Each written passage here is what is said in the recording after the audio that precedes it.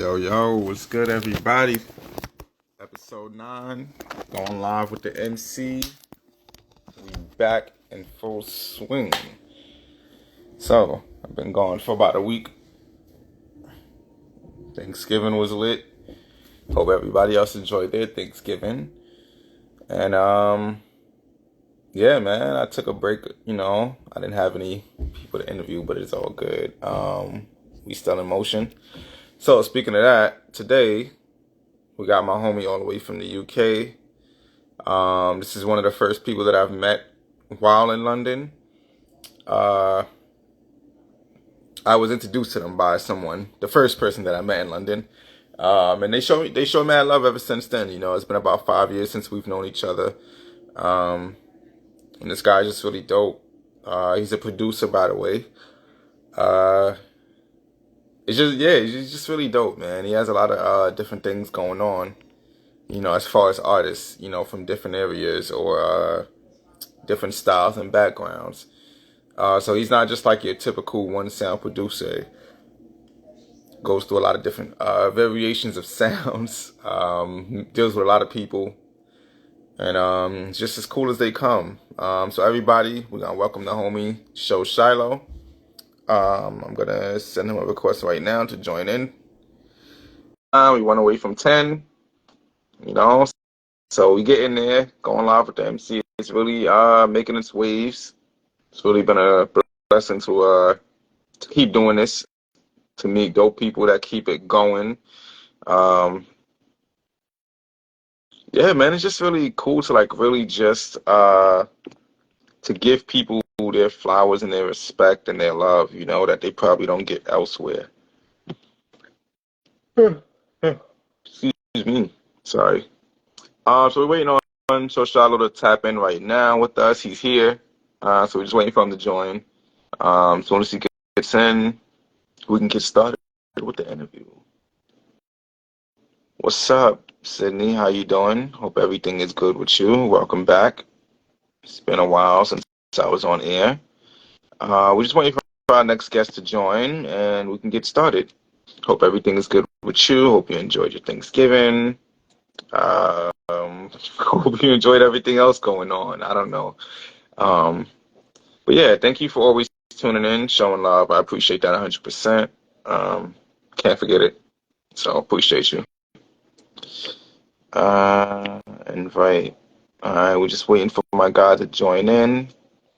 We'll get started. If y'all been following this live for a minute, always got an issue getting people online. I don't know what that's about, but it always works out. So, waiting on that acceptance right now. Yeah, I sent you an invite, Shallow.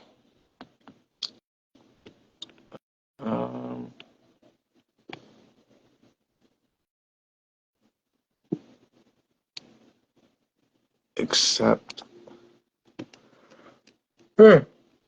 Excuse me, guys. Sorry. Yeah, I've been up for a while, so I'm a little sleepy, but it's all good. Welcome to everybody tuning in. This is episode 9, going live with the MC, featuring ShoShiloh. I'm just right now trying to get him to join in.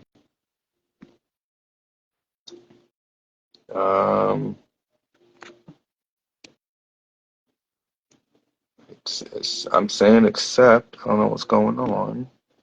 Am I connected to the Wi-Fi? Yes. I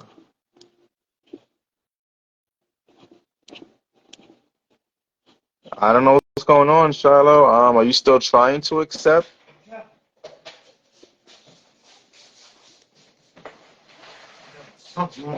Noise. What's the matter? It's not on. The stove is off. Turn the stove off. It's okay, man. No worries. Go ahead. You can still check it, but I turned the stove off. I said he hasn't received an invite. Cancel. Invite again. Oh, it says unable to join. I don't know what that's about. Invite. Sorry, guys, for the delay. There we go. Got the homie on that. Yeah, man. my bad. There's always a weird issue with getting people Oh, online. no, you good, bro. You Um, good. what's up, man? How you feeling? Um, I'm good, man. I'm good, bro. I'll be real. Doing my thing, you know That's what I'm what's saying? up. Um, I got a couple of big projects dropping soon. With me and my dog, with me and my dog Biggs. We got a song called Celebrations dropping soon. We done the music video for that. Recorded well, maybe like 3 months ago. Um, Nice. we got Tweeko, well, the engineer. He got him to mix my thing for me, and and so we're gonna be dropping that, and I got a couple of other tracks that I'm trying to get done as well.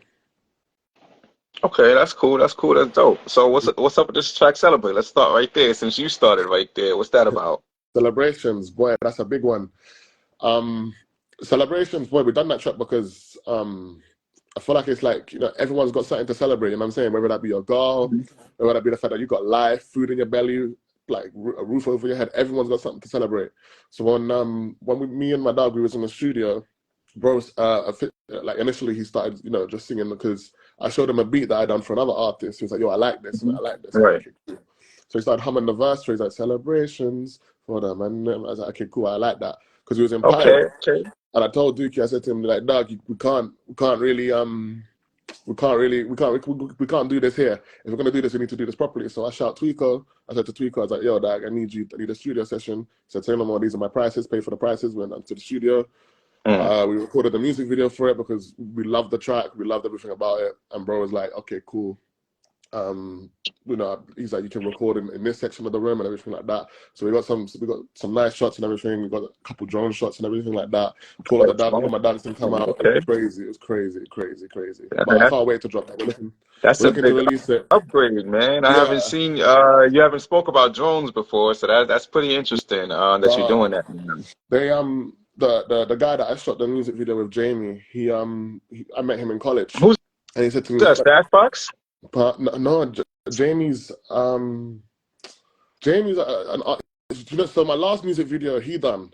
Did you Oh, see okay, it? okay. Got you, So got he you. done Because it. Stash Box, his name is Jamie too. No, So yeah, no, no. he's like blowing up out there in London. He actually shot my Mr. Unexpected Oh video. yeah, So he's actually he's pretty dope. He's on the rise out there in London, and he shows mad love. He's mad that's talented. So crazy. I thought I thought y'all had that little connection. That'd have been fire.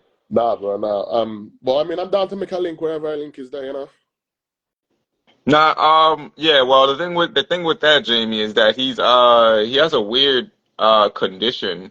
No disrespect to him, but like he has a weird health condition. So he's always like hospitalized and stuff. So like lately, it's been hard for him to like really do anything, you know. So we just wishing for him to get better, you know, hoping Mm, for him to figure out what's actually the issue. The mm, GPs, as you guys call it, don't they don't have any answers, you mm, know, which is no surprise because here in New York, you know, or in America, mm. our doctors never really have the right answers. So it's kind Oh, of frustrating, you know, especially if you see someone like him always sidelined by, you know, some stupid sicknesses. mm, But you know, wishing that dude the best. mm. And for real, It's shout out best. to Godspeed. We just linked. That's Um, it, man. But yeah, celebrations that's coming soon, but that's gonna be the next. that's dope. That's dope. So tell me a little bit about yourself, man. You are, in my opinion, one of the best producers slash engineers in Oh London. You know, even yeah, if you don't want to admit it, even nah, if you don't want to admit it, that's not me, even boy. if nobody else want to admit it, I've been around. You know, I've been to London quite a few times now. I've got to meet quite a lot of people, you know, including producers and engineers, because like when I go to shows and I perform, a lot of people are like, "Hey man, hey buff, I'm a Yeah, I'm an producer, I'm an engineer. engineer, you get Producer. me?" Why? I You get it know, all the time. All so they're like, "Yo, the time. yeah," so they like always trying to get me to you know, tap in with them. So yeah, man, I'm just honored to like know somebody like you. So tell me, hold on, give me 1 second, real quick, real quick.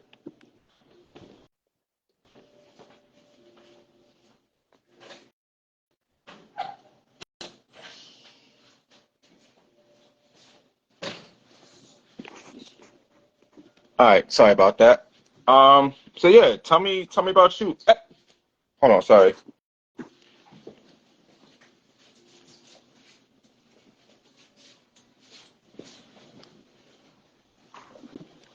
My bad. Yeah, I got movement going on in the background. Are you good, man? Um, yeah. So tell me about you. Tell me about what your style of producing is like. You know, like Mm. what would you consider your sound to be as a producer? Well, um, I'll be real with you. You know what it is, yeah? I already have a one set style that I stay to, you know what I'm saying?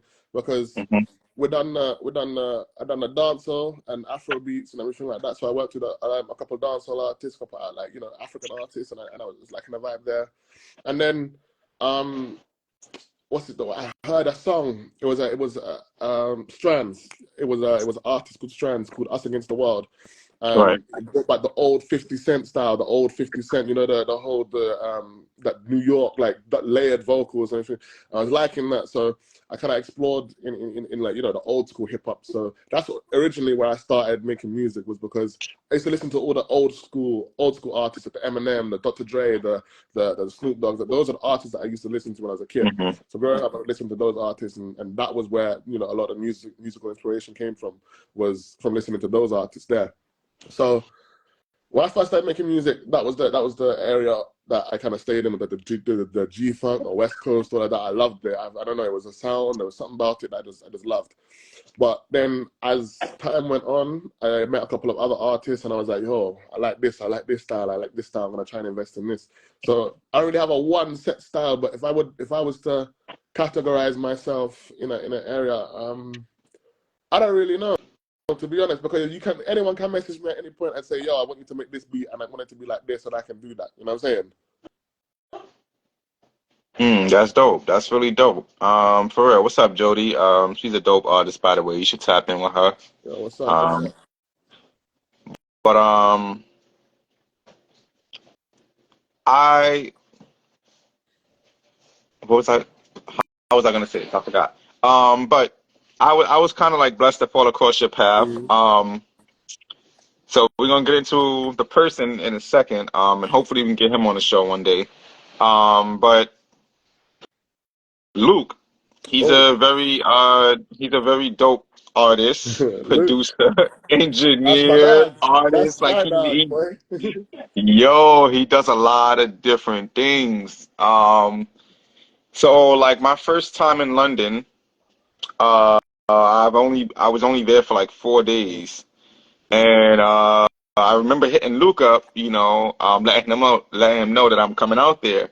Mm. And when we finally met in person, the first thing he did was bring me to your house, and he was like, "Yo, you gotta meet my bro Shiloh. He's like 7 feet tall, but he's really cool. He's a dope producer." And I'm I just like, love Luke. "Yo, I love yeah." But Luke. I'm like, "Yo, who the hell is Shiloh? We didn't talk about this before." So I'm thinking he bringing me to some hidden town, because I think, where was it? Mitcham Fields or something like Yeah, that. yeah, Yeah, it Mitchum. looked like the straight countryside compared to where I was at Yeah, in that's London. It was just straight grass because and Mitchum is you got Mitchum and then you got the ends, isn't it? So then it's like, so we live like I live basically right slap bang in the middle between it all. So that's what right, I'm trying to say. yeah, So when you came to the ends, you came and I remember Bros kept telling me about you guys went down to Morley's for the first time, mhm, and then like how the experiences that was. But yeah, Luke, yeah.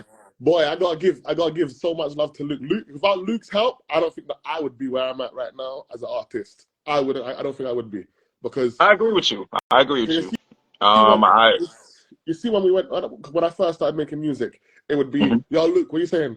Can I come to yours to record? Bro, would be like, say nothing, host the sessions for me, record for me for hours and hours and hours, and we'd be smoking, we'd be chilling, laughing, and everything like that. Luke and a couple of other artists are the foundation of like where I'm at right now with my music. You know what I'm saying? mhm. Without the support of Luke, I mean, I gotta give so much love and respect to Luke, man. So much love and That's respect, dope. bro. That's dope. So I wanted to ask, how did you end up meeting Luke? Was it like a well, out here we say high school. I think you Nah, guys are what?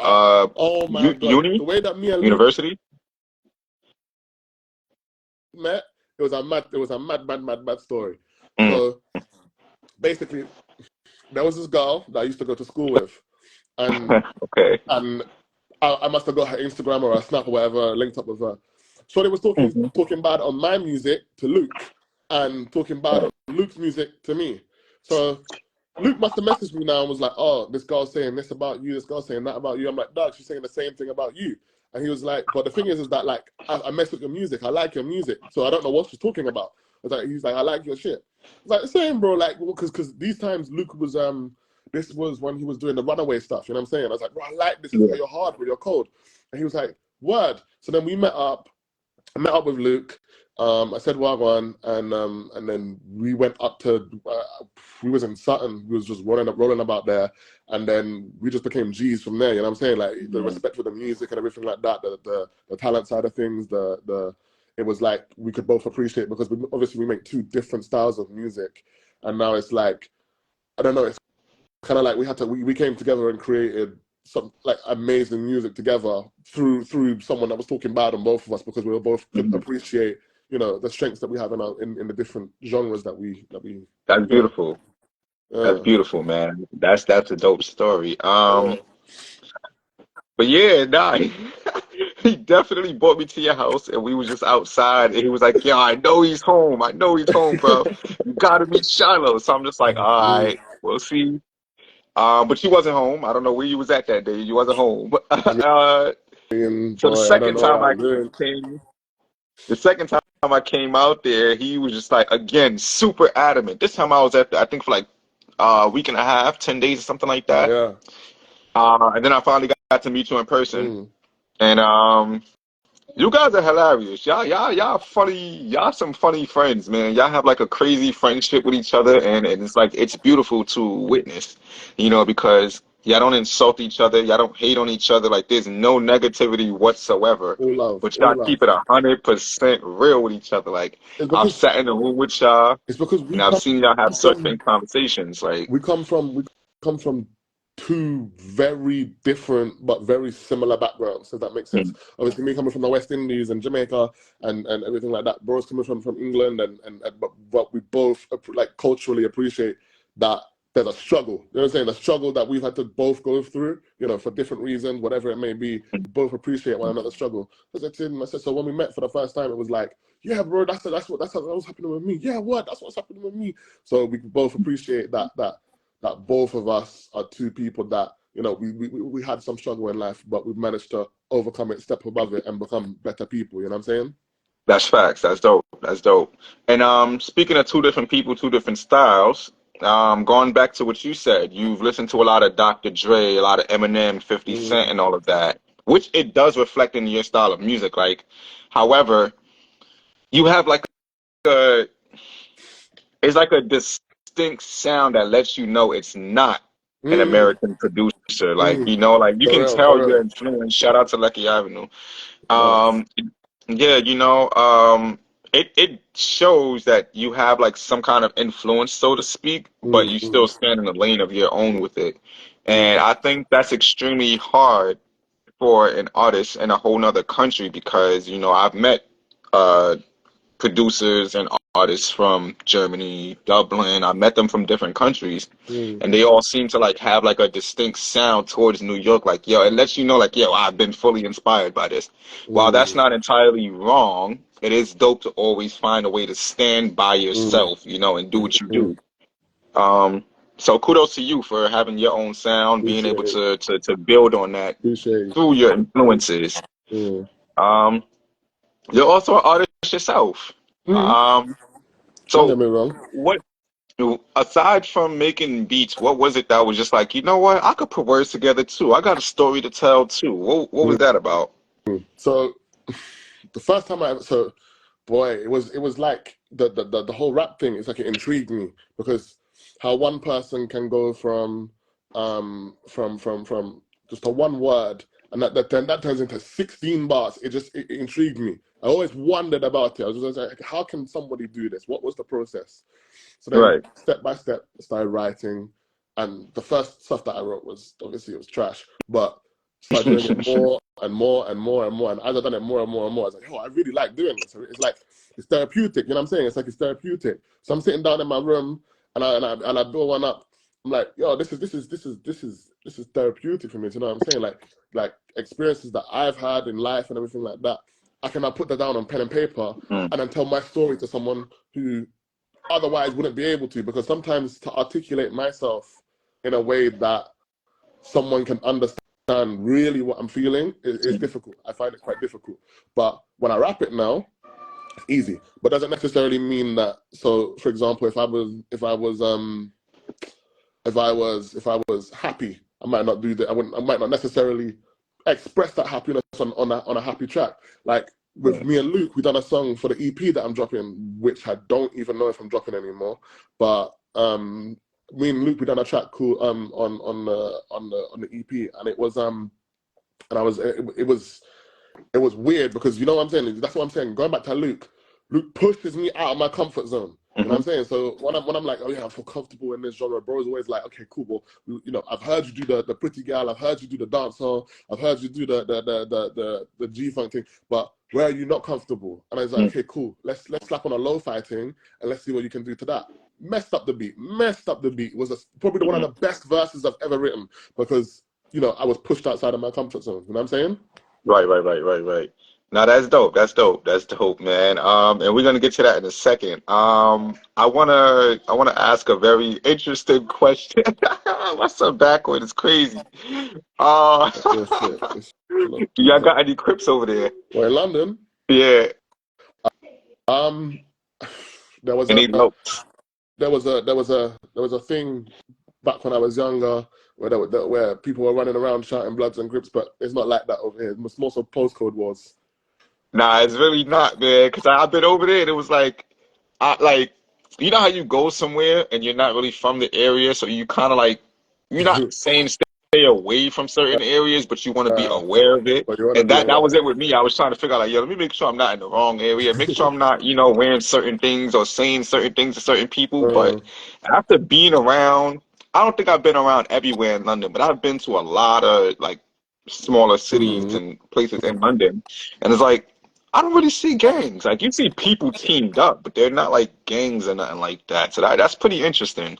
I mean, I'm not gonna come on live and talk about anyone else's gang and everything like that. That's not me. I can't talk. I refuse to talk on them man because them man are doing their thing. But the way it usually is over in London, them man like to do the whole postcode war thing. You know what I'm saying? It's usually about what Okay, your yeah, I heard post. about that. Yes, You know what I'm saying? heard So about that. if you're from let's say Mitcham, then your postcode is CR. You know what I'm saying? So that's how them man look at it. But it's a lot deeper than that. But I don't know. It's just politics, isn't it? Like politics that I'm Nah, not interested you know what's crazy? It's funny you say that. The postcode in. wars. Uh, it's been plenty of times where, and I don't know if it was like had to do with gang shit or whatever, but it's been times where I've like been with an artist or whoever, and it's like I'm like, yo, I got a show in Croydon or something like that. Yo, let's go to Shoreditch and go to the spot over here. Or, yo, there's a spot over, in Brixton, and they're like, yo, man, don't go to them ends, and I'm like, yo, Yeah, for real, we why? don't go there. What? Yeah, and I was I like, hear yo, that. what you mean? I hear Like, that. what I do hear you that. mean? Cause you see someone would be like, oh, like I'll shout someone and be like, yo, I got a studio session in this area, and then they're saying, yo, we can't really roll there because of the madness happened here. It's like that. They just look at it like, oh, they're gonna gun down the ups or run down the ups or whatever. It's like that. But boy, it is what it is, isn't it? Like you just gotta if you're I mean, I don't know if you stay out of it and then you're not pushing yourself up in that business. Obviously, everyone like people get G checked and everything like that. But if you're not, actively trying to get yourself involved in them types of things, then more time you'll just be left alone. Right. So before we get back into the music, I'm gonna ask. Well, this is music related as well too, Mm, but it's like when I was out there, I kind of picked up that certain people have this animosity if you're doing better than them, and it's mm, totally uncalled for. Like here in New York or in America rather, let's just say you have a bigger buzz than mm, someone. We might say some shit like, "Oh, his music ain't even all that," mm, but that about it. mm, You know what I'm saying? We won't mm. stream they shit. We not sharing they shit. But in London, people out there are threatened when you're doing stuff, For real. like big stuff. So I wanted to ask, has there ever been a situation to where you just casually just getting better, you just being so shallow, Mm. and then some idiot comes around and tries to ruin the whole thing for you just because you doing your thing and Oh they might yeah. not have known. Oh yeah. I don't care, though. You see my thing, bro. You know, it's my thing, yeah. It's like this. It's like, you see, when I started working with, like, so when I went to Tweako's studio, I put that on my story. These same people that for the longest time I would be like, yo, let's make a song, let's work together. Then they weren't really about it. I'm like, all right, cool, do your thing. But then as soon as I started working with Tweaks now, they want to talk to me about, oh, let's make a song, shout Tweako, shout this, shout that. And I said to them, I was like, yeah, nah, bro, I'm not really trying to do it. The boys like, well, F you then, bro. I was like, but that's just because of the opportunity that I got. Doesn't mean to say that you can't get the same opportunity. We have the same 24 hours, bro. Just because I'm using my 24 hours in a more productive way, and you're not, that do your thing, man. That's my mindset at least.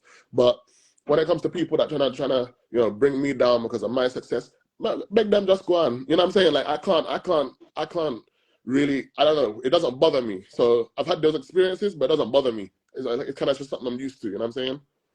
Does it not bother you because damn, this dude could have asked this question in the chat. What's going on? Does it not bother you because there's like a balance? Like just as much as there's a lot of people out there who hate you for doing what you're doing, there's just as many people who's really genuinely happy. Mm. And this is what I realized out there. Do you know what it is, yeah? It's like this. It's that if you've got to hate me because I'm doing better, that automatically just makes me better than you. So why am I going to waste my time investing any kind of emotion, upset or anything like that into a brother that can't see me succeed? You know what I'm saying? If you Right. can't see me succeed, why should I invest any kind of time into thinking about you, worrying about what you might do or this, that, and nah, man. Me, I'm automatically on a higher pedestal because you don't like Yep. what I'm doing, because I'm doing something better than you. Whereas if I see someone doing better than me, I say, yo, bro, pick up yourself, man. You're doing better than me. You're doing your thing. And then if time comes, me and you will work together when I'm on that pedestal. You know what I'm saying? Obviously, there's always got to be someone that's bigger, badder, and higher than you. You know what I'm saying? Everyone has that person who's better than even, like with me, there's someone that's way better than me in the industry. You know what I'm saying? Now, obviously, there's people that are doing way better than I am. But Mhm. I don't look at their success and judge that by my success. Their success doesn't mean that my success isn't something that's impactful. You know what I'm saying? Like my Mhm. success is my success alone, and that's my journey. Your journey is your journey. If we cross paths, then so be it. But my journey is my journey, and when I pick my That's fact. journey and go somewhere, just because you are not on the same road as me, nobody can trouble me. No one can trouble me because I will just zoom by. Zoom by. That's Zoom it, by. son. Just None stay of them can focused trouble and go me. straight on. That's dope. That's dope. That's dope. So we got another question. This is from a producer himself. Mm-hmm. He says, "Is there anything as a producer that you wish an artist would focus on while working with you? Like let's just say there was something that you felt like you could have worked on in that session that future reference you would want artists to actually, be mindful of." Yeah. Structure, structure and respect. You see, if you come to the studio and you're saying to me, like for me at least, I don't like this. This is my personal opinion. When I go to the studio with someone and they come and they say, "Yo, I'm gonna freestyle and I want you to make a song out of this freestyle," because Hmm. when you come to the studio with me, you write your lyrics and you go to the studio, record the lyrics, and then you leave. You know what I'm saying? But Hmm. sometimes people come to the studio, "Yo, bro, I'm gonna freestyle and I want you to make a tune out of that." Okay, cool. But then come time to pay up for the investment and everything like that, it's always, oh, can we get a discount? Is it this? Is it that? But no, bro, don't ask me none of that. As a producer, if you come to me as an engineer or as a producer, make sure you have structure and make sure you know what you're doing before you come and approach me. Because some people they come to the studio, I'm talking about, yo, bro, let's layer the vocals now. Oh, I forgot the lyrics because you freestyled it. But you know what I'm saying? Don't Right. make that type of sense to me. Nah, and I appreciate that you even said structure and respect because you're big on those Mm, things, and I've realized this before I even asked you that question, because there's been times we've been in the studio a lot, mm, mm, whether we created stuff or we were just hanging out, spending time with each other. mm, Um, and I've witnessed you like seriously put artists in a place like, yo, we're not playing games here. Like this is what we're doing. Like this is mm. what we're doing. Like I don't Uh, want to play around with you. because it's Um, money. It's money. You know what I'm saying? When right. you're investing money into something, I can't take that time to now worry about you and worry about you messing around in the studio. No, man, go take a dolly else or somebody else. No, bro. Like I'm here to make music, man. Like that's my thing. I'm here to make music, dog. Nah, that's dope, man. I appreciate you for that, man. Getting rid of all the people that's fucking around and not really taking it serious, you Like, know. And true, man, that's true. believe it or not, believe it or not, it's so hard for people out here to find someone so genuine, so dope, and so focused on making sure everyone else, Mm, comes out on top. mm, Like out here, we got producers. They might be fire producers, but then they want 400 or 500 for a beat, and it's like, bro, you ain't even been producing for like 5 years. Like, nah, man. you got some engineers who want like $100 an hour for a studio session. They don't even mix and master, or they don't 100, even. You can't even bring friends to the studio, or you can't even, 100. drink liquor or whatever. Like it'd be simple Uh, shit like that where they don't make it easy for the artist to like be yeah. comfortable. So it's more like yeah. Now we have to have this mindset where it's like if we're gonna work with this person, we hoping for the best because they're the best. Mm, mm, But it's like with you, with Luke, and a few other engineers that I've met out there, you guys are just like tunnel vision. This is what I mm. see for you guys. This is what I want to happen. But if you're not going to stick with this guideline, Yeah, say la vie. bounce. Get out of here. For real, bounce. Yeah, Okay, get up out of here. you see when I'm see so Tweeko, he's in the industry now, you know what I'm saying? He's already Mhm. established for himself, he's done his thing, and obviously with the cold room and everything like that. When we went to the studio with him, it made me realize that there are some things that even I'm slacking on, you know what I'm saying, as an engineer. It made me realize because when we're in the studio now, we're working together, we recorded the track, bro, then well, leave the booth, bro, have it mixed like that. Mm. 5, 10 minutes of it mixed like that. Mastering, obviously, that takes some time, but he mixes very, very quickly. He gets you the product that you want, and he, if you ask him, yo, can you do this? Or I want this started here, or I want this to be done. Yeah, no problem, cool, works with you like that. Whereas with me, sometimes I take a couple of things. It might take me couple of time, but that's just because I need to perfect my craft. Yo, I feel like it's crazy. I feel like calling you a perfectionist is an insult to your craft. Like you're more than a perfectionist. And I've always realized this, but working on the album with me, Mm, by the way, I think it's important to tell everybody because we got 2 weeks into the album release. You got two tracks on there with me. mm. Uh, both of them you produced.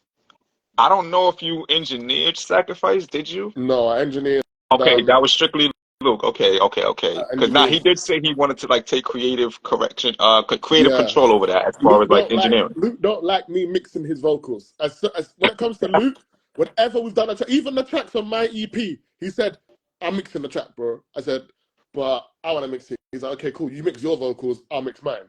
And then I mix my vocals, and then Luke, the way that Luke mixes, the way I mix is so different. It just didn't Mhm. work. So I was like, "Bro, I'm gonna have to send you. I'm gonna have to just send you the stems, bro. I'm gonna send you the stems. You mix it, G." Send it back to me. Perfect. I love the track. I loved it. Yo, but that's the thing too. And going back with Luke, y'all don't. Again, remember I said y'all don't hate each other. Y'all don't try to be bigger than each other. And that right there, I realized that. Like, I think when we was working on, damn, I don't.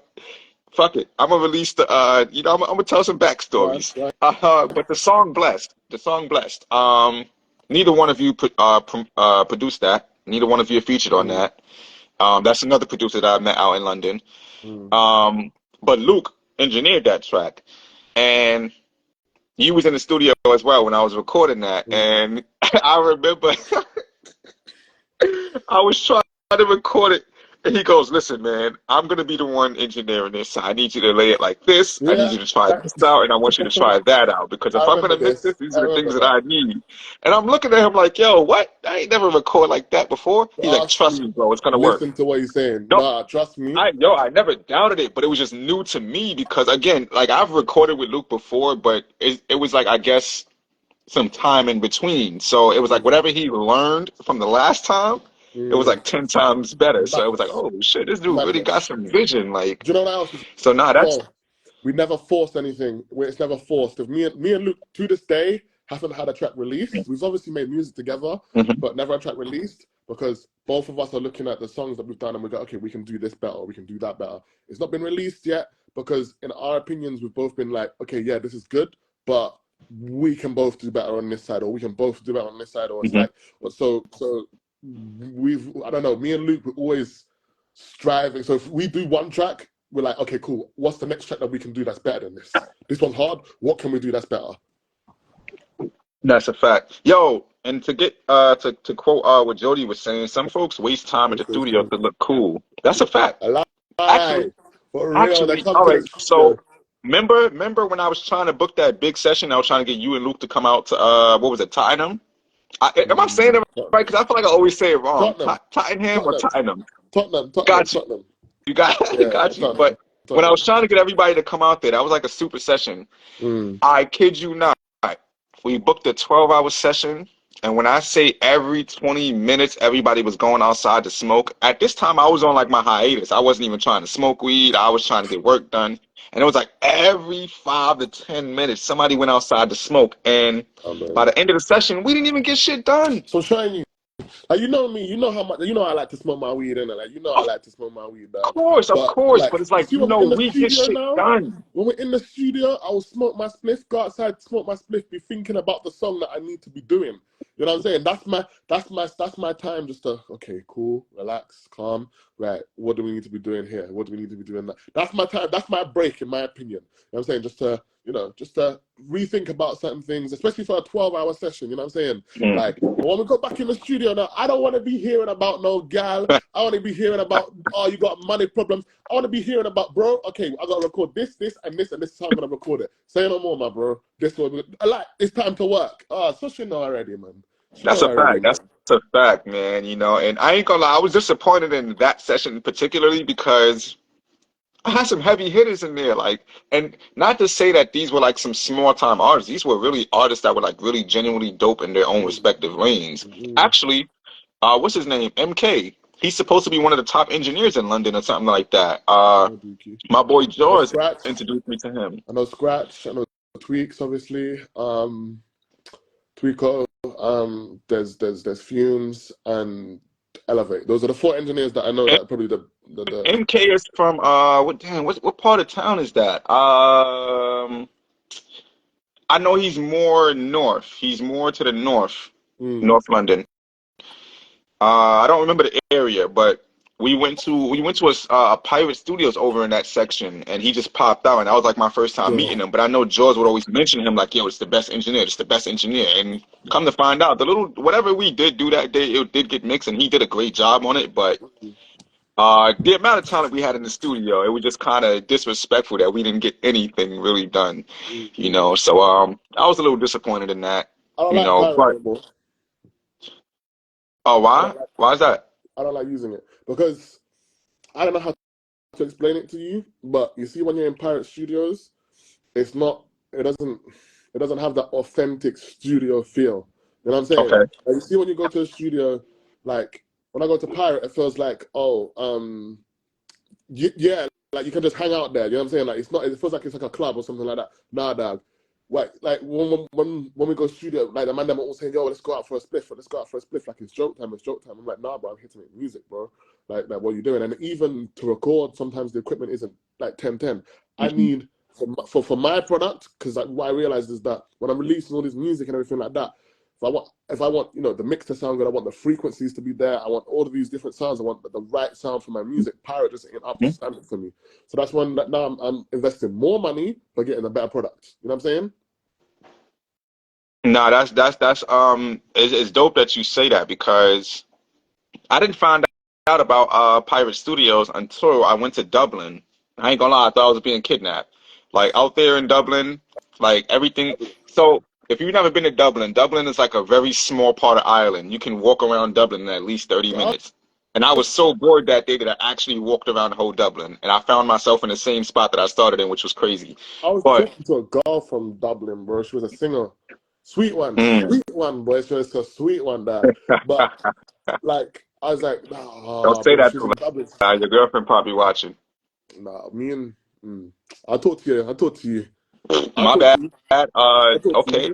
Okay. you. My fault. My fault. Are My you good, fault. bro? You But good? nah, and yeah, I thought they were gonna kidnap me out there because like Dublin, it was a funny boy. situation. It was like it started off me looking for weed out there in Dublin. I ran into like these African dudes. They were all like strictly from Nigeria, but they were living in Dublin. Mm. But they turned out to be mad cool. I'm still cool with a whole bunch of them. But they ended up bringing me to like this little remote area, and it was like a whole bunch of shipping containers and shit like that. So their pirate studios is inside the shipping containers. Ah, But at the time, it was kind of like I was just, like going off the hunch, like, yo, I'm protected. I'll be all right. I'll be fine. And man. it was actually dope. It was great. But Um, I then came to New York and discovered Pirate Studios. Like I didn't know that it was like a worldwide thing. But what I enjoy about Pirate is that you can hold on one second. I wanna come to New York, boy. I wanna come to New York. So if me I win, my one team I win too. You ask me, you never know true. Right, there are places you can hang out for free, though. What do you mean? What do you mean? So yeah, for me, I win, I win. Yeah. My bad. But yeah, no, I've met some. Shout out to J Dell. I've met some really dope artists at Pirate.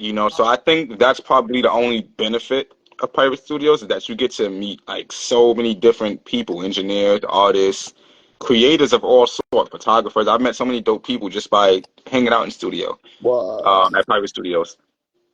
Um, but no, I agree with you as far as like yeah, somebody got a question suggestion. Cool, I'm gonna get there in a second. Um, oh, somebody's saying thanks for the love. Oh yeah, appreciate you too. Who's this? King Ihoho. If I said it wrong, please correct me. But Yo, that's Luke. That's that's Luke. No way. Luke. That's Luke thing. Nah, nah, he got a burner account. I'm crazy. My boy got a burner account. Don't do that, Luke. Show yourself. Yo, Sam. But nah, there we go. There you go. My boy Lucas in the chat. Um, but nah, it's just really dope meeting, a lot of great people at Pirate. But I agree that their equipment isn't always, the best. Yeah. And there's been plenty of times where like our sessions have been botched because we didn't have an engineer or the mic wasn't working or, whatever we couldn't figure out, we figured out right before that whoever controls Pirate shut down the room, that kind of thing. Bro, you know what my Um, pet peeve is for the studio? what's My that? pet peeve, if you come to the studio, dog, let me tell you this now. If you come to the studio, do not come to the studio and you're so frazzed, you cannot work. Some people, they come to the studio and them drink too much or them smoke too much and they cannot work. I'll be working with an artist and you want me to create your music for you because you smoke too much weed and cannot handle the thing. Bro, put down the spliff then. If you can't handle the spliff, put down the spliff, man. You see? Sure. You know what's crazy? I'm the kind of artist who is like, I'll wait until I get something done first, and then I'll Mm. start. Your reward. You That's my know, reward. yeah, like I'll make sure at least we got the beat looped and I got the idea, or maybe I done did like 4 or 5 takes before I want to go back and re-record it. Then I'll go Mm. smoke or whatever the case. So maybe I'll like be sipping like how I am right now during the interview. I'll sip after a few minutes into it, Mm. But it's like I always like to make sure I got something going, a foundation. And it's crazy. I got I got so many stories with it, dudes. There's actually this one story, the hit room. The dude, every time I go to the studio, he reminds me of the day. So I brought my brother-in-law one day, and, and we were supposed to be working on some music, but this dude got so drunk. Nah. And so the engineer, his studio is inside his crib, like so his wife is there, his kids is there. So he's very like, particular about like who he lets in the studio. He doesn't let you use his bathroom right away. Like he has to make sure the coast is clear. All of this. You know what I'm saying? He has to make sure it's Mm. safe. So Oh yeah, that's yeah. a fact, Jody. Smoke before and after. But when you want to be focused, you gotta, Oh, pick your for sure. pick your No, battles wisely. if you want to smoke But before, smoke before. But just don't right, smoke to the point where you cannot be an you can't artist. function, word. You know what I'm But saying? You're still an artist. right, right, right. So, and mind you, this dude is a dope artist, by the way. You know what I'm saying? Not to shit on him at all. Mm-mm. But he got so drunk that day, and he actually used the bathroom. Engineer goes, he clears out the area, makes sure everything is good. He explains the rules to him: don't pee on the seat, wash your hands, blah blah. And me, and at the time, I think I was recording Bars Over Everything 1. I think it was Bars Over Everything 1 that I was recording at the time. And I was record. It was like 5 songs anyway. So I went through the whole EP in that one session, Mm. and we realized that this dude ain't come back in the room. So we thinking like, yo, where did this dude go? Like, so engineer was like, yo, let me hold on one second. He goes out the room, Ah. and then he comes back in the room and he goes, yo, bro. I don't know what to tell you, but your man's got to get the fuck up out of here. And then when he said it, I was like, whoa, what happened? So he was like, yo, Whoa. your man's just sleeping in my tub. Like, the man passed out in the tub, bro. Bro, you Yo, know and I the was way I like, would have. nah. Nah, get up, man. You know them Yo, nah, ones. he was, yo, I ain't gonna lie, I haven't been to the hip, I've been to the hip room recently, but I haven't been there and bought anyone simply because of that. Like, he dead told me, like, yo, you good to come here because I know you work, but don't ever bring nobody else here. Like, you can't never bring nobody else because your man's just messing up for Nah, everybody. So, I'll be but it was so just real. funny, like, yo, man's really got so drunk and couldn't even function for the session. Like, I'll be so real. There have been see that's what I'm saying. I'm talking like this, yeah, but I'd be lying if I tell when I said to you there have been times where I've not been so fried I can't work. We was in so did you remember No Fake Friends? No Fake Friends, mhm, I genuine remember that, ones. yeah, Right. yes. Right. So when I recorded this tune now, I was with Luke and we finished recording and I've been smoking the whole session, right? I've been recording and smoking, recording and smoking, recording and smoking. And man, that's easier. It's easier. That's one of my people. Um, what's it Shout called? out to you. What's it called? I was smoking. And after I finished recording, Luke was like, "Oh, bro, I want to show you the song." And it was one of the songs that is on his album. You know what was the name of the album? I don't remember that. I don't remember the name of the song. But when I was listening to this song, something about Luke is he's very good at putting you in what he's feeling. So I Mhm. said to Luke, I was listening to the song, and I said to Luke, I said, bro, after listening to that track, I felt like I was watching a horror film and I'm running away from the killer, bro. That's what I felt like when I was watching the film.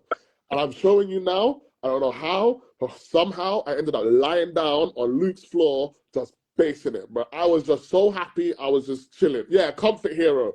Comfort hero. When I heard that tune there, it's like I was running. It was like I was running in a forest, and there was a killer chasing me. Yeah, and then Broski said to me, he was like, "Oh, it's a very impactful song, you know." And I was like, "Yeah, boy, I know, I can feel that." So Luke's very good at putting like people in Mhm. what he's feeling and what he wants to push for the song. But all I remember from that day was being lied down on the floor, and I was sprawled out on the floor, lying underneath Luke's piano, and I could not get up. I was just chilling there.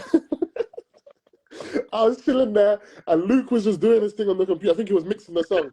I said to him, I was like, bro, just give me a minute. Just give me a minute. Like he's like, just give me 10. And he was like, all right, cool. And I just got up back like nothing happened. That's funny, man. That's hilarious. Hey, how you doing?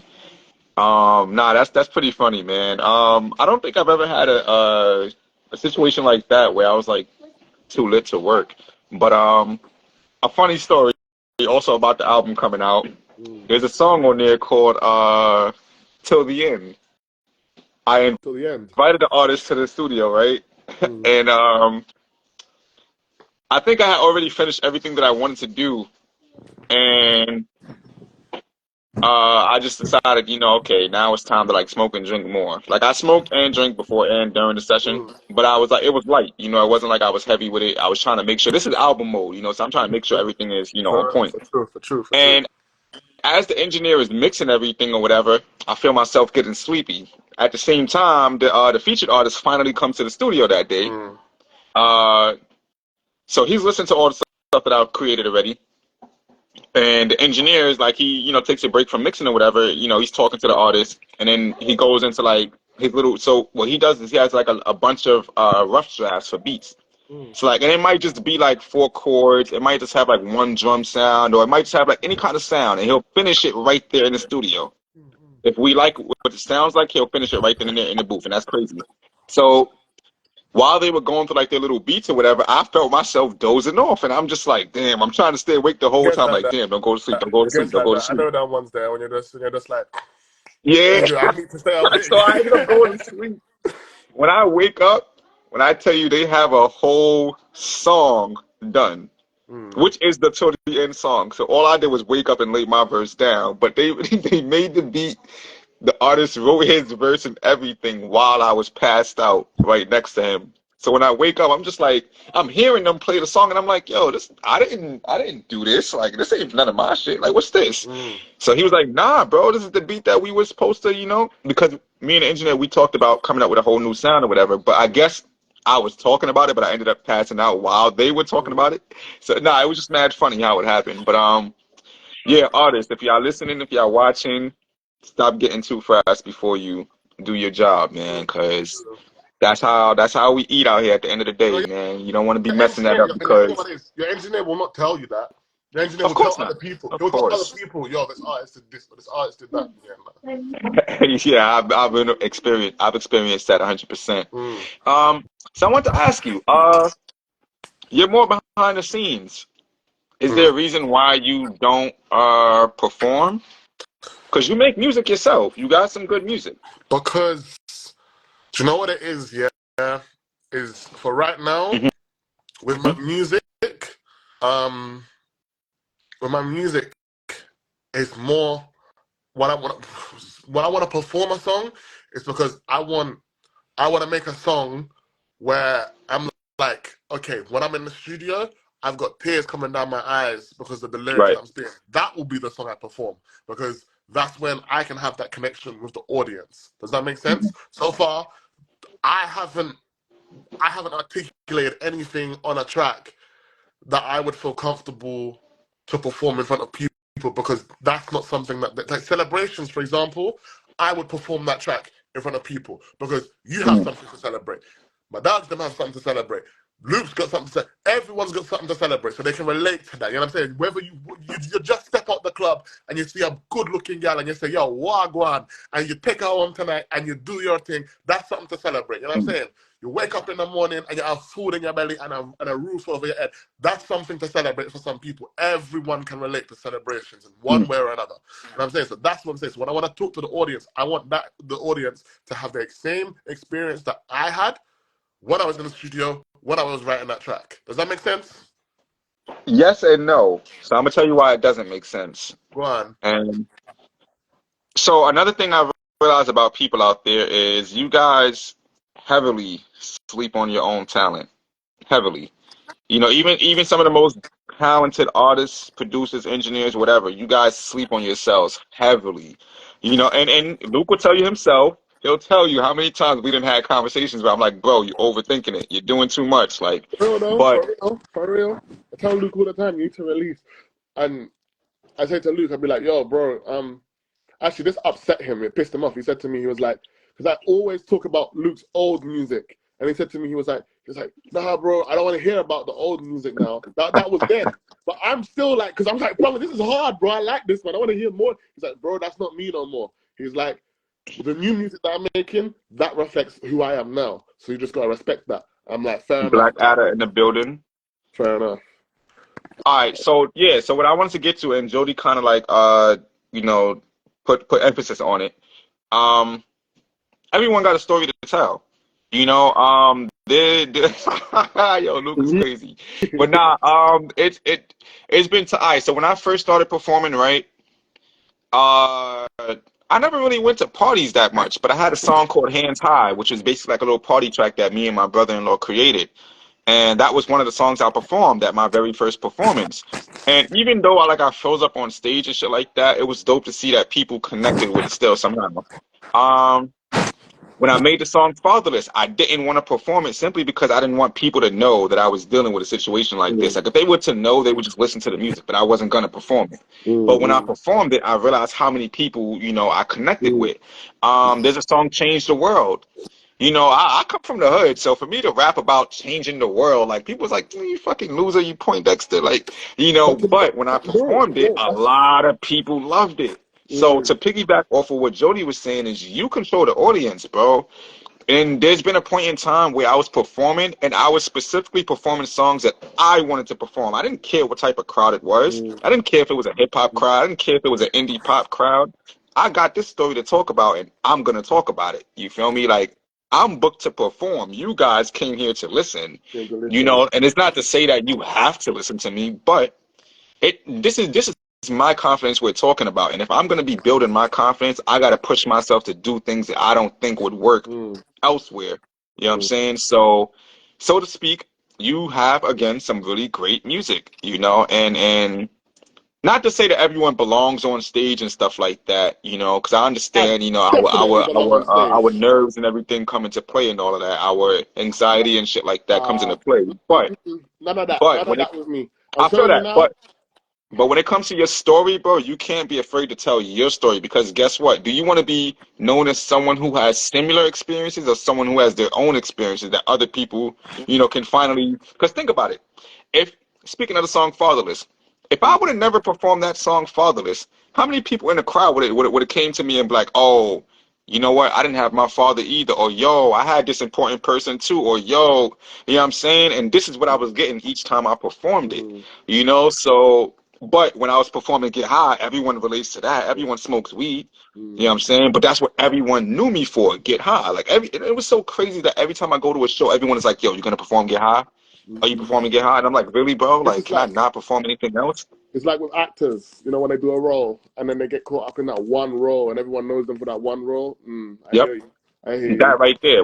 Word, music does help too. But nah, definitely, you don't want to be caught in that one bubble of like only performing, celebration. And people Mm. only know you for celebrating. Like, talk But your shit, bro. but on a true though, you see like now when I'm going out and everything like that, like it's mad. Like I'm getting stopped by people saying, "Yo, you need to release this track." I've heard the track from some. I don't even know how they've heard the track, but I heard the track on your story. I saw the music video. Like I wanna see that track. You know what I'm saying? So people are counting for celebrations as it stands. You know what I'm saying? So I feel Hmm. like naturally it's gonna do well. But you see when I'm talking about like certain experiences that I've had and everything like that, some people won't relate to those experiences because of the way that I might articulate it. You know what I'm saying? Hmm. So for me, when I the way that I might talk about some things might not might not be the same way might not be the same way that you would have thought about it because of how my mind works. You know what I'm saying? And Hmm. that's also I guess what makes me unique. But in the same sense, it's like can you walk in those shoes really and truly? You know what I'm saying? Right, right, right. Now that's dope. Um, but yeah, man. I totally understand you on that. But I'm gonna tell you just like I tell you all the time, bro. Don't short yourself, man. Don't short Yeah, yourself. I true man. I believe in you, Luke, and a few other people out there, because you guys are like really, really dope, and y'all take your craft serious. So I don't Mm, ever want you to feel like, you know, something in your mind is the reason why you can't be great. You mm. feel me? Always live your truth. Always, don't like Luke, like you said, you got upset that Luke brought you out your comfort zone. You feel me? You should No, always be upset in that case. You feel me? You should always be going out your comfort zone. it wasn't even I was upset. It was like I was like, should I do it? Should I not? And then you know what it was? It was that it was almost. It's also like this with Luke. Whenever me and him work together, I noticed we always not compete with one another. But if Luke's verse, like when I heard Luke's verse for the track that we done on the EP, I said, "All right, cool. Well, I need to now go back and rewrite my verse." So he brings the best out in me as an artist. Always, always, always, always, always, always, always. That's It's something that funny. I've got to say about Luke. It's funny you said that. So, we actually had a song where that exact situation happened. Yeah, I Um, remember that. and see, it's funny. See, yo, Jody, you on point, man. She's on point. I love healthy competition. So, I'm glad she said that too. Thank you for saying that. So, the track, it was me, you, and I think three other people. Santi and Lavish, yeah. Big up Santi, boy. Santiago. He's another one. Santi and Lavish, He's yes. another one. He's So another one. Santi, we I gotta give love to we him. made a very dope track. And only reason why that song never came out is because I recorded my verse. Let's be honest. Um, I don't know about Santi or Lavish, but I know that when I recorded my verse, I'm not gonna say you were threatened by it, but you felt like your verse wasn't up to par with everyone else's. Mm, And then with me dropping my verse, it made you feel even more that way in a sense. So, do you know And what it was? It was But do like you this. remember? Do you remember in the I studio? I remember. kept telling you, bro, your verse is fire. Don't change it. I kept telling you not to change it, like because, like for me, I don't know about them, but for me, you had the hardest verse. So you kept telling me I had the hardest verse, Santi had the hardest verse, but I felt like you had it. See, do you know what? Now I would say that because of the whole, what was it? Oh, I see these men having mood swings, but they can't really pop like smoke. Yeah, I remember that. When I done that verse, I re-recorded and rewrote that verse maybe 5 or 6 times. 5 or 6 times I re-recorded and rewrote that verse And the last one that I sent to Santi was the one that I was comfortable with. And Santi said to me, he said the same thing as you, to be honest. He was like, do you know what, to be honest, he's like, Dad, your thing's good, but the other one that you recorded, that was probably the best one, bro. Right, right. That's what Right. So, because of that, you didn't release the song. And I ain't gonna lie, I was a little disappointed, but I also understand sometimes, artists must be comfortable with themselves if they're gonna move forward. So that's why I didn't argue you down with it. But I felt like in that situation, going back to, out there, artists sleep on themselves a little bit too much. I felt like you guys out there, and you could take it, how you want to take it, but I feel like you guys out there, aren't aware of the friendly competition. Like, I mean, with you and Luke, that's like, let's just say a very small percentage of, understanding it. But to live in your truth of like just being the best in the world of other people who also feel like the best, that's the epitome of friendly competition. Like, that's where we're just ultimately like, yo, you know what? I know you nice, but I'm gonna body you on the track. For real. And that's For real. like, when I make music with other artists, I want them to outshine me. Like, I want them to do like. So speaking of Jody, she's on the track, Lyrical Exercise 3. When I tell you, she got one of the hardest verses on there. Oh, damn. So you feel me? And not for nothing.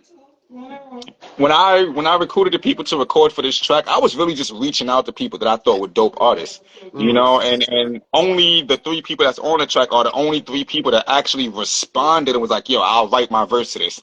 Because I asked so many different people. Like, I asked so many people. But then she delivered, delivered. And I was just like, oh, I remember being in the studio, placing all the things together and trying to figure out where to place everyone at. And I'm just like, damn, son. Like, I hope everyone listens to the end of the song because she's the last verse. But when I say she's the closer, it makes sense that she's the last person on the track. Yeah, it all comes down to placement as well. You know what I'm saying? Where you are in a song can either make or break your verse. You know what I'm saying? Because if you've got like a middle verse, for example, people will hear your verse, but they'll be okay, cool. Then the hooks afterward. But if you're the last verse on that track, you need to stand out. And if you're showing me that Shorty stand out on that, then, boy. I mean, I have no doubt. Don't worry, Jody. You stand out whether you the first, middle, or last. Trust me. You know that? And trust me, when people hear this song, they're gonna be like, who's that on the last verse? And I'm gonna be so proud to say it's you. Trust me. So thank you again, no doubt. But yeah, friendly competition is important, bro. It pushes us to be who we are, as the great people that we envision ourselves to be, So yeah, man.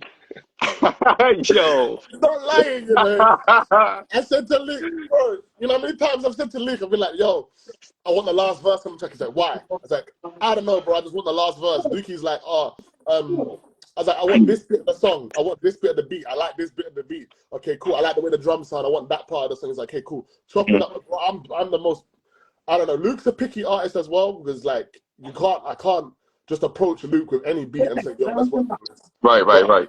Me as well, I'm a very picky artist. I will write my verse, but I will say to you, this is what I want done. If you send me about the track and it's not mixed properly, I'll say, take my verse for this, bro. I don't want that. Yeah, go. Yo, I got an interesting question too. And before I even started doing the podcast, I felt like I've always wanted to ask you this. What was your thought process when we were creating Sacrifice? Because as you know, we booked that studio session for me to work on the songs that I already had. And then you do what you always do every time you come to a session. Yo, you mind if I play some beats? So you played the Sacrifice beat, and do you remember my reaction as soon as you played it? Yeah, you're like, that's dope. That's dope. Give me that beat right now. Give me that shit right now. Like, but it looked like I mean, you said it too, but it looked like you didn't want to give it up. You was like, nah, man, somebody else got this beat, and I was like, are they using that's it? the thing. I had another artist on it, but I said to him because he didn't release the track, and I said to him, I was like, should I not? And then I ended up being like, okay, cool, whatever. And then I was thinking to myself, like, bro, like, let me because Luke's always produced for me. I've never produced for Luke. So when Luke said, I'm gonna hop on it as well, I was like, yeah, nah, man, this other guy, I want to hear what these two can do on this track. Because when I produced the song, at the time I was with my ex, and my music my music vision was different. You know what I'm saying? My music vision was different. Now it's I can't really explain it. My music vision is different now, but back then it was more so, I don't know, it was centered around that relationship and what was going on in there. You know what I'm saying? So when Yeah. I made that beat, I was cooking up that beat and I had her on the phone and I was like, oh, like, what do you think of the beat? She didn't like it. I remember her saying she didn't like it. Shit, man. I was like, Word. you're capping. I was like, you're capping. This beat's hard. I know what you're talking about. This beat's hard, bro. Super So fire, man. I sent the beat to an artist I was working with called Nathaniel, and bro was liking it. He was like, "Yeah, I'm gonna sing on it." He sang on it, mixed and mastered. I mixed it, and he never released it. And I said to him, "I was like, bro, don't approach me as a producer if you're not in a position to release the song." And I'm saying like Right. that's what I'm trying to do. So when you man come to me and you say, "I showed you this beat," and I was like, "Okay, cool, you're liking it." I was like, all right, cool. Let me see what you guys do. The end product. When I heard the end product, I was taken back. I was like, whoa. Also, I was like, you wow. heard the whatever we got now, like the official finished I product. don't You know heard it. about now. I don't Okay. know about now, but I know that when Luke got his verse done, that's what I heard, and I was like, whoa, I like this. I like this a lot. I was like, Nah, oh Luke, no, I'm Luke, feeling this. yo, listen, we mentioned Luke a whole lot in here. This man could get paid by the amount of times we said his name, but and nah, he really bodied that track. Him, Rakaya beat, yo, she's fucking dope, man. I don't even know if you heard her No, part, but I ain't she's heard that. fire. I ain't All heard that. I ain't right, so heard I'm it. not gonna say nothing about it. Really? All I'm gonna say is she's I'm fire. gonna hear. December Well, I'm 13th, interested to 2 hear more it. weeks. Uh, 2 more weeks. I want to hear But this. I want to hear this. nah, she's what? I hope to get her on the show one day too, man. But she's too fire, man. She's super fire. Not ego, man. Confidence. Words, confidence, all the way, Confidence. No bro. egos, man. We don't deal with egos over here. Come on. But uh yeah, nah, man. I just wanted to, even if it wasn't on live, I would have done it, in person, on the phone, however I could have, but thank you for playing that beat, No, man. Thank you for good, playing that good. beat, cause like I was going through my own little situation too. At the time, I was dating someone, which is odd because I'm not from London, but I was, Mm, messing with someone out there. But and I was out there for a long time too, so it wasn't like it was just like a random fling kind of thing. mm. Um, and this particular person was just like getting on my nerves. Like Oh, I remember. I, as you know, I as you remember. know, I'm very peaceful to the point where it's like, if you don't bother me, I don't bother you. You don't say nothing to me, I don't say nothing to you. You don't disrupt my grind, I don't disrupt yours. I'm literally in my own bubble, and no matter if you're my partner, my family member, or just a random person on the street, I'll never try to come between what you're doing. Mm, And this person I was dating was literally trying to insert herself into everything. I How remember. come you didn't bring me to the studio? Oh, who did you meet at the show if I wasn't there? Or like just dumb I shit. remember And she I was was just saying like, to you, she was literally saying to you in the studio, she's like, "Oh, I want to slide," and you were like, "Yeah, no, that's not what this is. No, that's not what that's for." yeah, like I'm I trying to remember. work. Like Mm. if it was a chill session, I would have bought you, you know what I'm saying? But I got shit to do. Like I'm not trying to be all cuddled up in the corner. Like, and that's the thing with her is like whenever she goes somewhere with me, she want to be hugged up. She want everybody to see we in a relationship. And it's like, I can't yeah, lie. Me and Luke are not the people. yeah. Me, Like me, me and Luke are not the people to do that with in the studio. Does that make sense? If she came and done, like, let's say for hypothetical circumstances, you brought her to the studio and she started doing that. I guarantee you, either me or Luke would have turned around and said, "Yo, Reef, Shorty gotta go, or she needs to start patterning up because we're here to work." You I know what I'm would saying? kicked out myself. Y'all wouldn't even have to say nothing. I You would know have what done I'm it saying? myself, bro. But because me personally, when I go to the studio, I don't ever deal with like distractions Mm, like that. So this was like mm, one of my first times ever dealing with it. So to mm. anyone watching this live right now, when you hear the verse, that's exactly what that verse was about. This person was literally blowing up my phone while I'm in the studio trying to record. And I could see the frustration in your face. Luke, every time I pick up my phone to respond, it's like Luke is just looking at me like, bro, like, what Come are you doing? on. We And had I'm the like, yo, KFC that day. I remember we ordered the KFC that day as well. yeah, yeah, yeah, yeah, Ordered the facts. KFC. Stop to eat food. She's saying they're messaging you. I'm like, dog.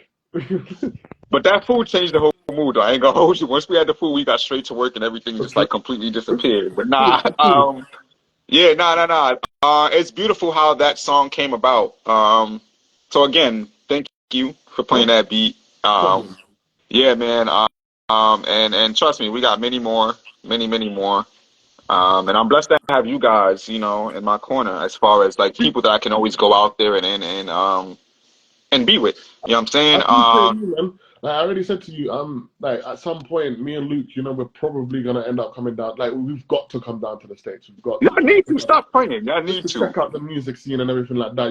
Like and just the vibe in the States. That's something that I want to do.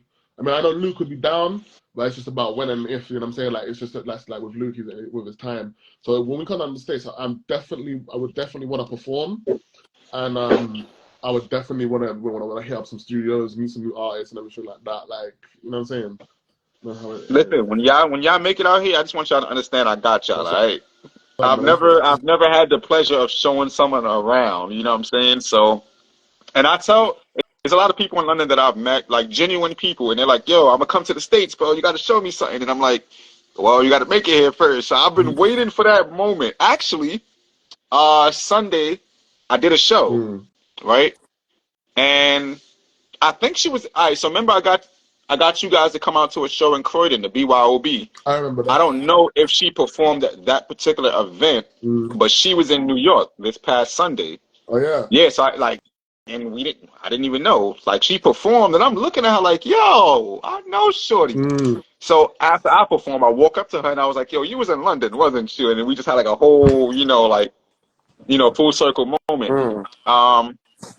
But I haven't got her to come out here. She came out on her own. But last year I actually tried to get her out here. But every artist that I meet that say they want to come to New York, I strongly encourage y'all to do it because I be wanting to show y'all around the same way you guys showed me around and made me feel welcome out there. I kind of want to do the same thing for you guys. Like make sure y'all understand that out here is a really great place to be. Especially when you go to the right places and meet the right people. Yeah, no, That kind of thing. So I'm down. I'm more than happy. I'm more than down for that, man. Just when the all I time's would say right. is take your time because when it happens, it's gonna be great time. It's gonna be perfect timing. You feel me? So definitely. For true, Marie. For true. Word. So I gotta ask you before we wrap this up. Um, who inspires you as a producer? No, you as a producer, not what other producer, but as a producer, who inspires you? Who curates your intellect when it comes to like being musically involved? I don't think it's really somebody that inspires me, but it's actual experiences and certain emotions that I feel. Okay. That's what inspires me because obviously right now I'm going through some struggles right now, and everything like that. I haven't really been making any kind of music. I've kind of taken a big break from music for a bit, but that pain in itself that I'm going through is almost now turning into a source of inspiration. You know what I'm saying? So I'm taking that. I'm going, boy, I'm hurting right now. I know how, I know things will get better. I know things will change. But that in itself is inspiring me, making me want to push forward, making me want to take bigger steps than I took before. You know what I'm saying? Just because right now I'm not necessarily where I want to be, but I'm not necessarily the person that I want to be right now. So when the way that I know to reach that is by pushing myself out of what I know to just be great and okay. Because something that I learned is that too much comfort in life, it kind of causes you to become lazy, it causes you to become different, it causes you to become, I don't know how to explain it, but too much comfort is not good for a person. Sometimes take yourself out of a comfortable situation and put yourself in an uncomfortable situation. That Right. inspires me and pushes me to kind of do better. You know what I'm saying? I feel that. So, are you the kind of artist that's like,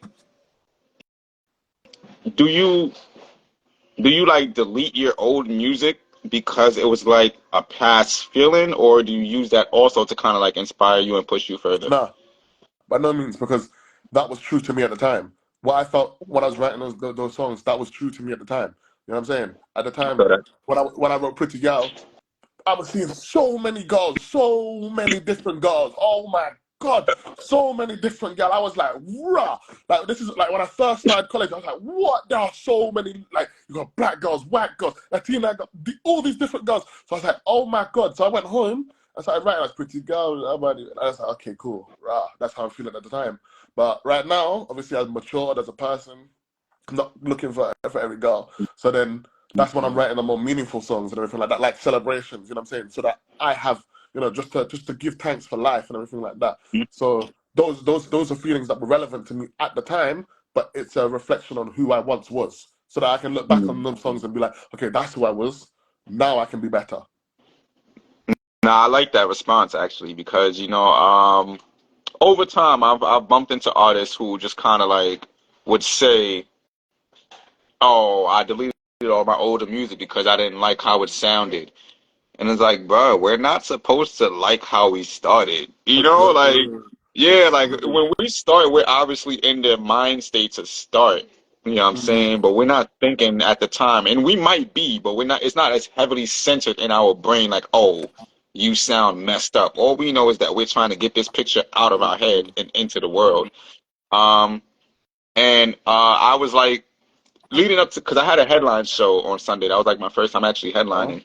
And I was just trying to figure out what songs to perform, like, excuse me. And I was just trying to make sure that, I had a dope set list. I wanted to make sure I included some classics as well as like some of the new stuff that I'm working on that's about to come out or whatever, And I went through my entire discography and I was just like, yo, like I really was like, at the time, obviously, like when I made certain songs, it was kind of like what you said about performing. Damn, ain't nobody gonna listen to this song. Ain't nobody gonna do that. But then like looking at, not only just looking at the numbers behind the songs, like how many plays or whatever it got, but like hearing the story I was telling, I was like, yo, I was really talking about this stuff back then. That's fire. For Yeah, and real. it's like, damn, like, I really used to be like a walking Pandora's box of thoughts, feelings, and emotions, and I feel like Honestly. that's what we are as an artist, we are a walking Pandora's box. Like once we open it, everything comes out, and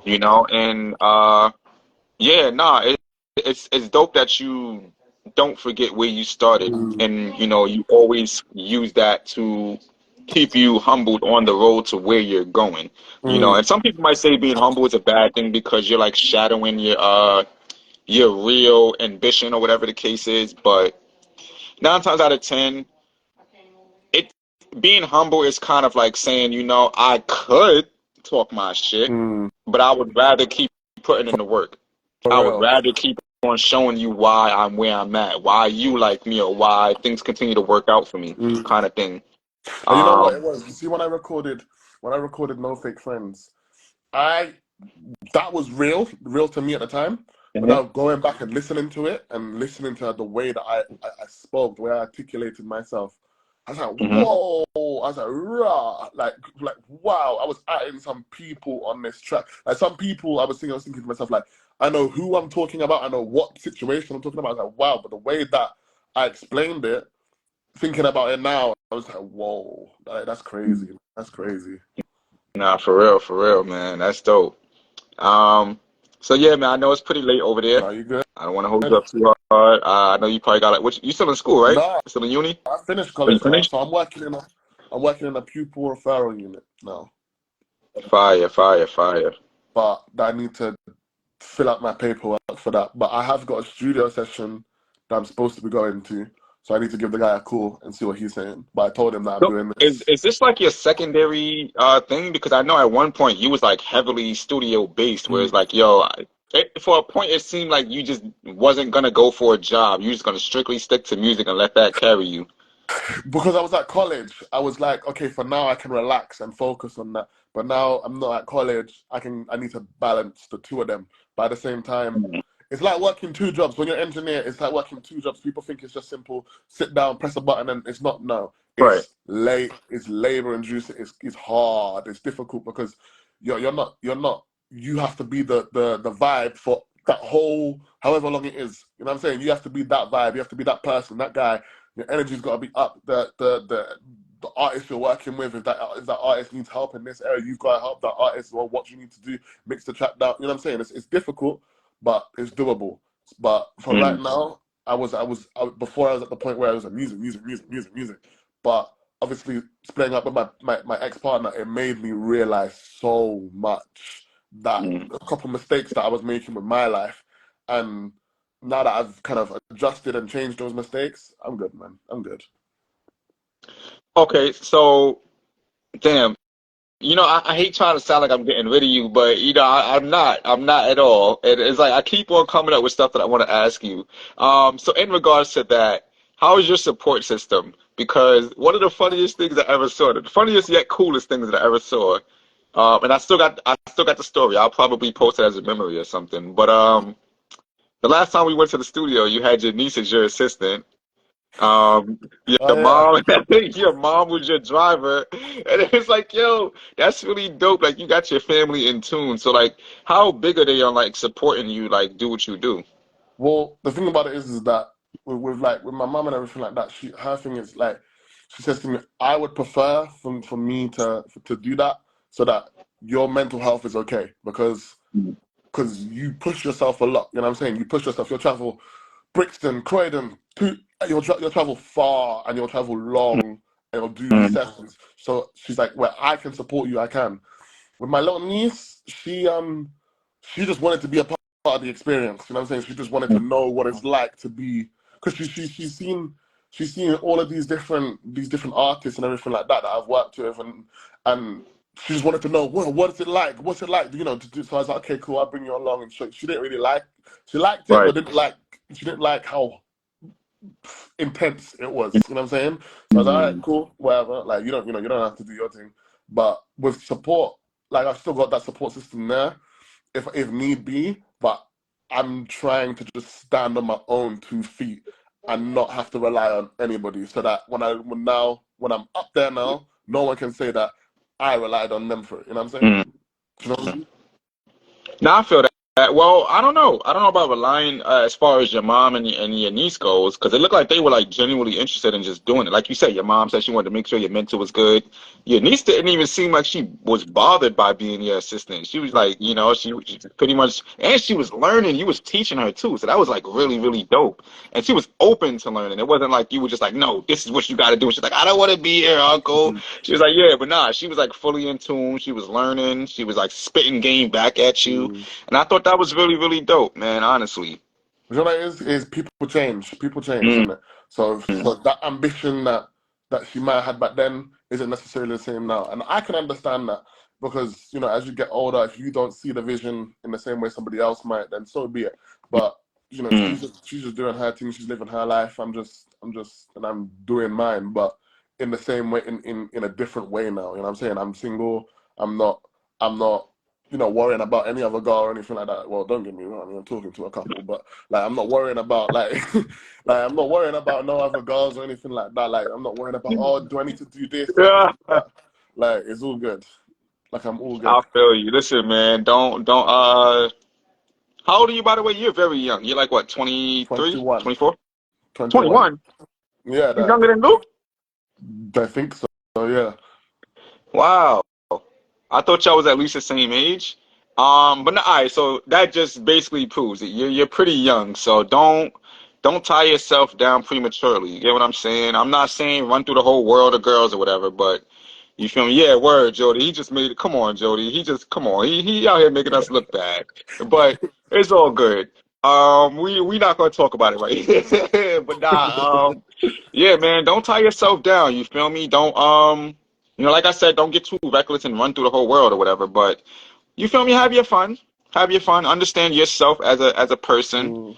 Mm, And definitely, I feel like moving forward, find someone who's just gonna ultimately never try to come between what you're doing. Because I think that's what it is with relationships. The partner tries to come in between, and no matter how hard each partner want to like disagree with that, let's look at the facts. You get what I'm saying? Like when things really start bubbling for one or the other, let's just say the man makes more money, the woman feels like he's not spending enough time. If the woman is into all these activities, he feels like she's not in love with him, or those kind of things. And they try to come in between each other, and it's just like you find someone on your level. Find someone who genuinely understands what you're doing, and don't settle for less, man. Just make sure you have fun with your life, man, because you very young, and you're super talented. You know, you have a lot going on for yourself. You know, so don't sabotage that, man. You know, so and I say that because not just women, men be crazy too, but these women be crazy, bro. Uh, Like no, just make sure. they say, man are wicked, woman are evil. You know, if man are wicked, woman are evil. If man That's are wicked, wild. woman are evil. That's a wild take. Oh man, I'm not gonna agree to that one, but I hear you. No, that's not what I'm saying. That's just what people around me, them all saying. They say, if man are wicked, woman are evil. Mm. Who understands the hustle? They gotta be supportive and know that someone focus on your dream. For real. For real. Oh my God, for real. Oh my God, for real. For true that, man. Nah, she hit that right on the nail, man. Yo, For she's been on true. point, man. I wish I could give her like a gold star or something, man. I She's on lie. point. But this girl I'm talking to, she's from South Africa. And Heard you. she was like, oh, so there's another girl that was like, that wanted to show her my music. I was like, don't do that. And she's like, no, let me show her. I was like, okay, cool. And she was like, oh, I can't lie. When you first said that you done music, I was expecting it to be shit. And I was like, she's like, when people make music and you're like, yeah, you make music, but turn it off. And she's like, no, but I want to turn this on. Let me hear the song. I'm like, rah. Yeah, nah, that's a dub. Yeah, that's That's for a dub. true. Nah, I feel that. I feel that.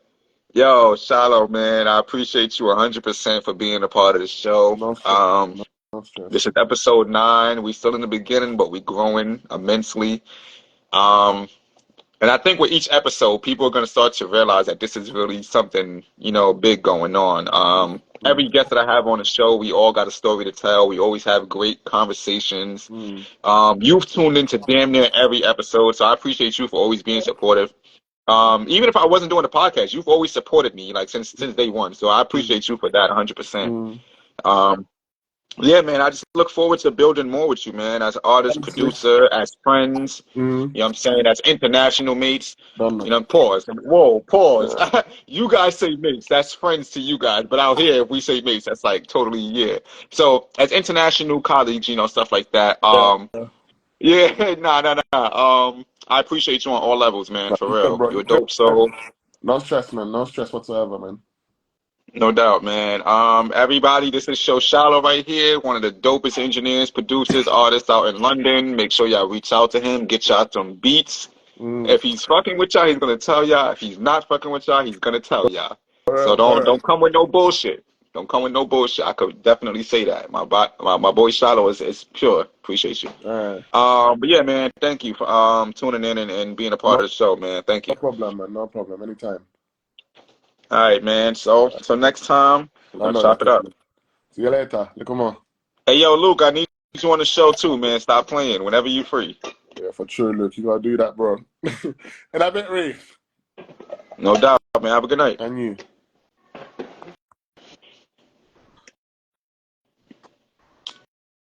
All right, guys, there you have it. That brings the end of episode 9, going live with the MC. Um, that was a dope conversation, man. We always have great times, when we talk, chop it up. That's a funny dude. If y'all guys didn't catch it from the interview, he's a character. So I appreciate him 100%. And he's definitely, you think Clifford the Big Red Dog is big? This guy is huge. He's a giant, so yeah, standing next to him makes me feel extremely small. Like you think of NBA players standing next to Wembanyama right now. That's how I feel next to Shiloh. Um, but yeah, man, another dope episode. Thank everybody for tuning in. I see, we are growing. I have more engagement from the people that's viewing. So that's something that I want to keep on capitalizing on. Um, and I see a lot of familiar faces just keep on tuning in and staying for a duration of time. So thank you guys for supporting. Shout out to Jody. She's been our most interactive viewer for the day. And I think moving forward, I'm going to start creating incentives for people like you, because I appreciate just the genuine interaction. You didn't seek anything out of it. You just tuned in, you liked what was going on, and you just, kept feeding, and you kept our energy going back and forth. So I appreciate you for that. And I encourage everyone else to, do the same. If y'all coming and y'all viewing and y'all want to ask a question, ask a question. Even if y'all want to just write a couple comments, I'll respond to them. Sometimes we get caught up in the conversation, but I read the comments. I pay attention to who's viewing. So yeah, don't be afraid to tap in and really, become a part of it, because that's what makes this successful, when everyone's involved. So again, thank you everybody. Friday we got another special episode with another dope guest. That one's gonna be interesting. I'm not gonna lie. It's gonna be a little spicy. I'm just letting you know that now. But yo, appreciate y'all. Have a great night. Episode 9, going live with the MC. Peace out.